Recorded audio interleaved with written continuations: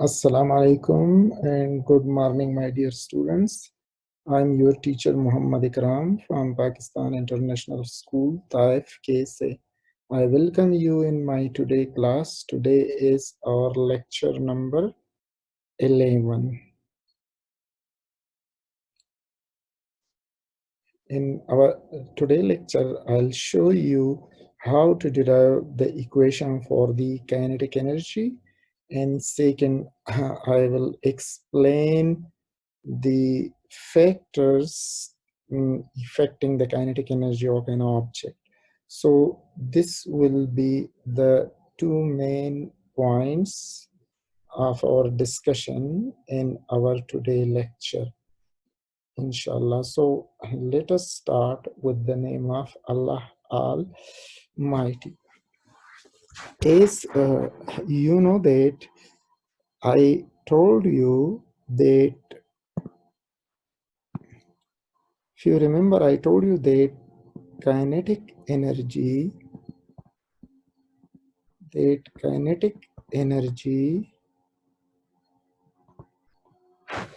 is the energy possessed by the body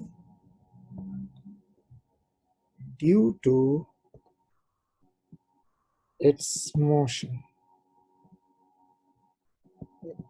Now, it doesn't make any difference whether the motion is slow or fast, whether the object is small or big. Whenever it moves, there will be energy associated with the body, with the object, irrespective even the kind of motion, whether the motion is translatory, whether it is vibratory, whether it is circular, whether it is random. Once it moves, there will be energy associated with it. Now, the relation for the kinetic energy is, we know that the kinetic energy, from the previous lecture I told you that mathematically this is what physically we have defined. So mathematically kinetic energy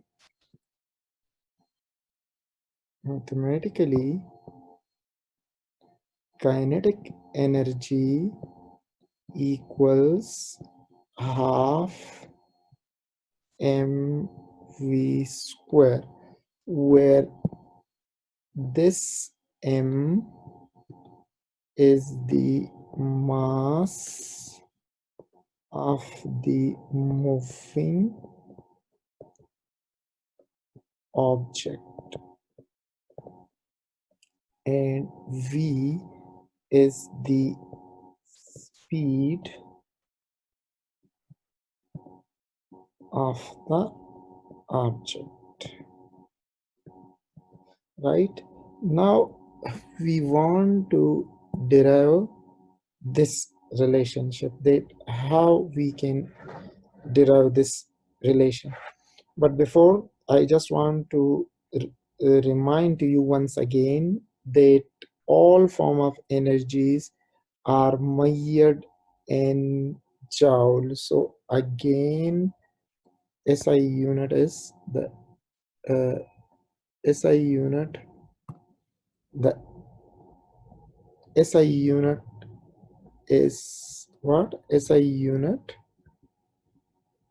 is joule, right?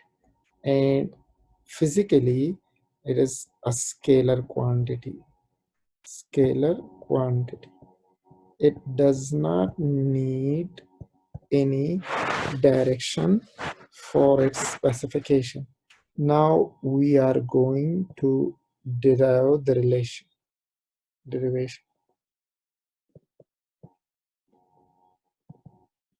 How we can derive this equation? In order to derive the relation for the kinetic energy, let us consider an object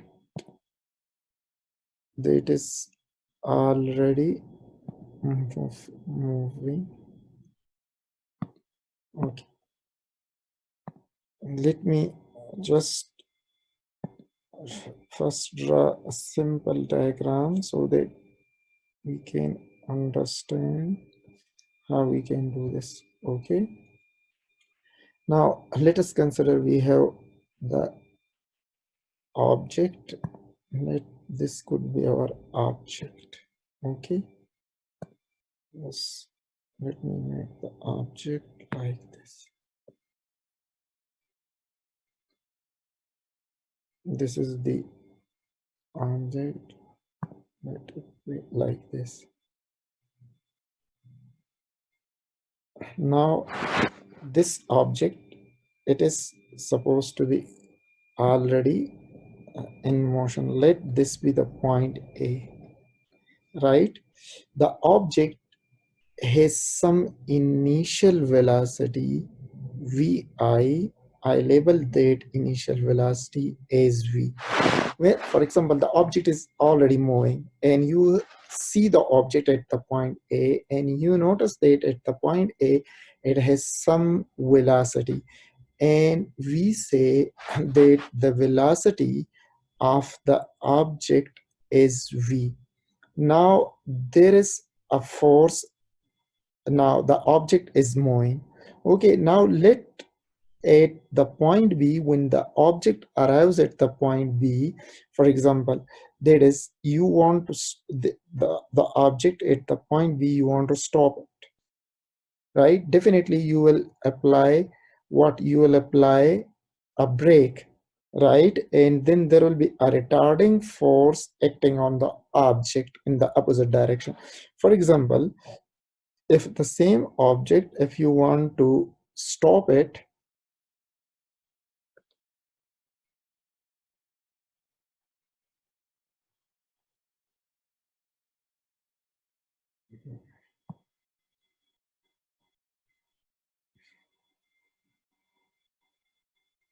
let me do it like this. Okay, I will draw another shape with this one here. As you see, look, you want the same object to stop here. Okay, the same object, that is, you want to stop it here. So at that point there must be what? There must be some retarding force acting on the object, force F, and you want the object to stop. So definitely the final velocity of the object will be zero, right? And the object has deceleration. So let me show the deceleration in this way. As you see, the object has decelerated. For example, you see, decelerated like this. The object comes to stop. At this point, the object has velocity, final velocity zero. So there is retardation. Now, as we know that, if you remember, I told you that whenever that is, when you apply a force, work is done on the system, right?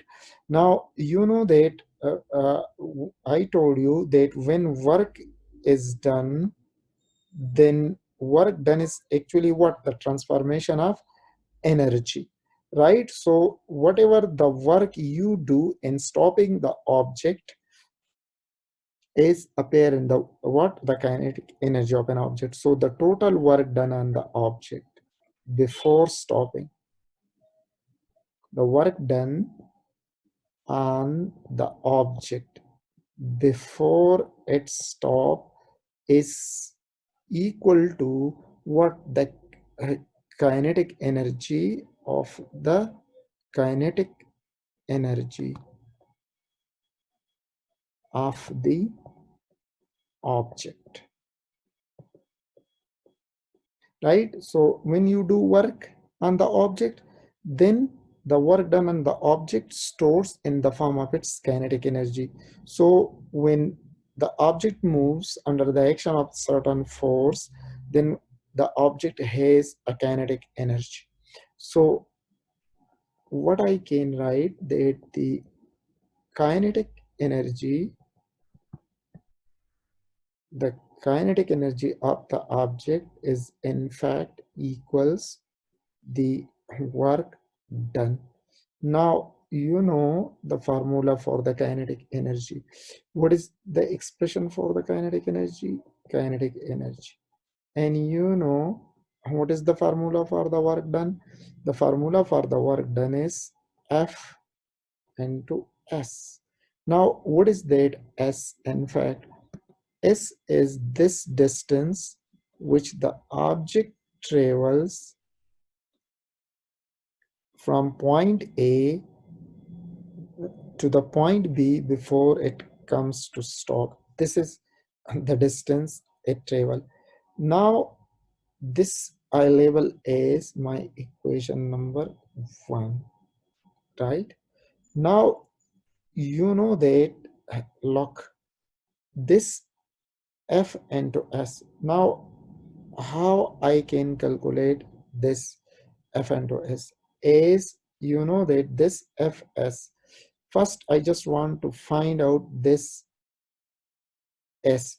How I can find this S is from third equation of motion, because here from third equation of motion, why I'm using third equation of motion, because I don't know the time in which the body moved between A and B.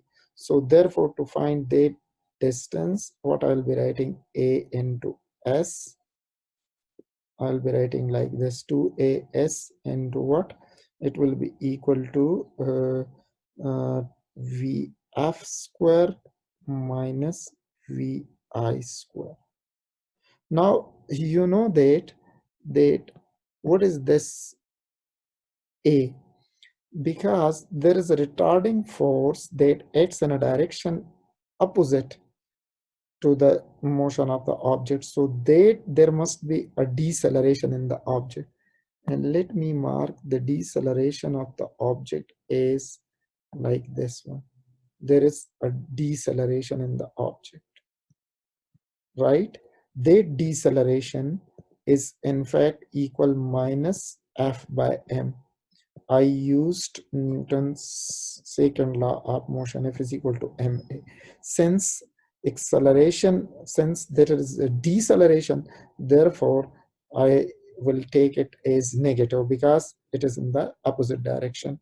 So now coming back here, as you know that, look, that 2, and I'll be writing as F minus F by m into S, and you know this is 0, and you know the initial velocity of the object was supposed to be v. So you see that this will come out to be like, you now look, if you just rearrange this equation, so what will happen? You have this F into S equals what? Let me just increase 2 more, 0.2 m like this, and it will be minus, because F has a minus sign, and this will be minus V square. So you know the negative sign will, this will get cancelled with this. So what the Fs will now become equals how? It will be equal to log this 2. So here it will become half, this will be m, and we have the v square. So this is equation number 2. So from equation 1 and 2, you just see, as I told you, that the work done on the object appear as the kinetic energy of the moving object. Therefore, comparing equation 1 and 2, what I can write, that the kinetic energy of the object equal half mv square. So this is the required relation for the kinetic energy. possessed by an object. Now, what is the result of the equation that is more important? You see that this equation tells us that the kinetic energy is directly proportional to the mass of an object if the speed of the object is constant. If the speed of the object is constant. What does this mean? That for the constant velocity, if you double the mass, the kinetic energy will increase 2 times. Let us explain this to you, for example, how. Let's see, for example, if we have a certain object with a kinetic energy half mv square, right? Then this is point A. Then look, if I double the mass of the object and let's say some mass is added to the object such that the mass of the object became double. Now, what will be the new kinetic energy of the object? Such question you might see in your paper. What will be the new kinetic energy? So, as the kinetic energy of the object will be equal 1 over m dash v square. Why? Because this is for the constant speed. We did not change the speed of the object. So the new kinetic energy dash will look like 1 over 2 to m and v square, or I may write it like this, half mv square. And you know that it is nothing but it is just the previous kinetic energy. So you see that the kinetic energy of the body after when its mass is double equals 2 times the kinetic energy the body possessing previously. So this is one thing. But this double situation, it is not true in the case of the speed.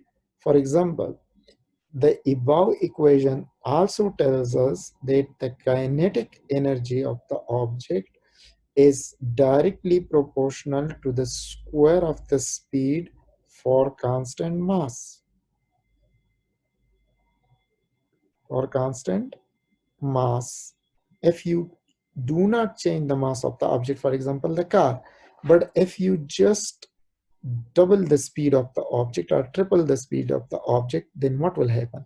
Now, let us see it in our this in our this explanation. See here, is what is the equation for the kinetic energy? All kinetic energy equals half mv square. Let we double our speed and such that the new speed is 2 times the speed of the body as it was traveling previously. So what will be the new kinetic energy of the object? Since speed is changed, so we no more have the same kinetic energy. Now we have a different kinetic energy. And that different kinetic energy will be now in fact v dash square. So you see it will look 1 over 2 m into 2v whole square, and this will become equals 1 over 2 m into 1 over 2 m into 4 v square. Are rearranging, it will look like this, 1 over 2 mv square. So what this means that the kinetic energy dash will equal 4 times, and this is which thing? If you see, look, this is nothing but it is our previous kinetic energy, this factor. So what is going to happen? That this one will now become equal the 4 kinetic energy, that is Now when you double the speed of the object, its kinetic energy increases 4 times. So by doubling the mass, the kinetic energy simply double. But by doubling the speed, the kinetic energy quadruple, it increase 4 times. This is just I told you about increase. What if you decrease the speed to half? Then the kinetic energy will reduce 4 times. This is why the faster the object moves, the greater the energy it has, and the more impact it will have upon collision. So that is how the kinetic energy equation is. Now this uh, um, I will now show it to you in a video that how the kinetic energy increases with increase in the mass and speed. In this simulation, I will show you the mass and speed effect of the speed effect on the energy of an object. Let us see that. Let bring him down on the ground. Let we ground him. You see now. Look that the speed effect you will see. You see the speedometer that appear on the screen in front of you, and that is the bar graph, right, and the pie graph right on the top of the main head, as you see. This will demonstrate to you about the kinetic energy, potential, thermal, and total energy. We will not look to the other energy. We will only see the kinetic energy. Right? Let us see for that small mass, when the main falls or jump, you see what is going to happen. Look, this is the total energy of the main. That is the potential energy. He has already the potential energy. Now, inshallah, when I explain to you the law of conservation of energy, then you will see it at that part. But right now, we know when he falls, the potential energy will decrease, the kinetic energy will increase. Why? Because now he has no motion, so its kinetic energy is zero. You see, lock the kinetic energy in front of the green bar, so no energy. Why? Because he is at rest. When I allow him to fall, then he will gain speed, and you will see he has a kinetic energy, and it is for the smaller mass. So you just see where the graph touches, or how taller the graph is for this mass and for the increase in speed. Then when I increase the mass, then you will see the effect. Now look, you just see how rise it. Look, just note this portion. Clear? Now let us see that.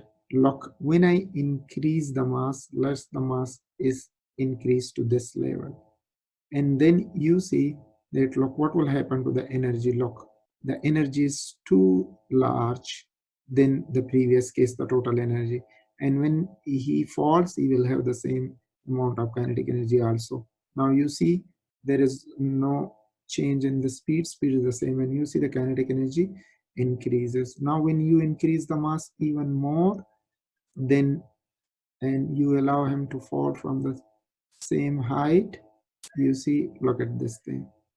See, speed increases, kinetic energy increases. Let just do this on the slide. Also the same mass. And now let us take him to the slide. You see on the slide, look at the speed. As he comes down, he will gain speed. When he appears near the bottom, he will have a maximum speed and have a maximum kinetic energy. But on the steeper side, when he rises, that speed will decrease, and you notice the decrease in the speed, and then suddenly you will notice the decrease in the kinetic energy of the object also. See, let us show you. Speed increases, kinetic energy increases, speed maximum.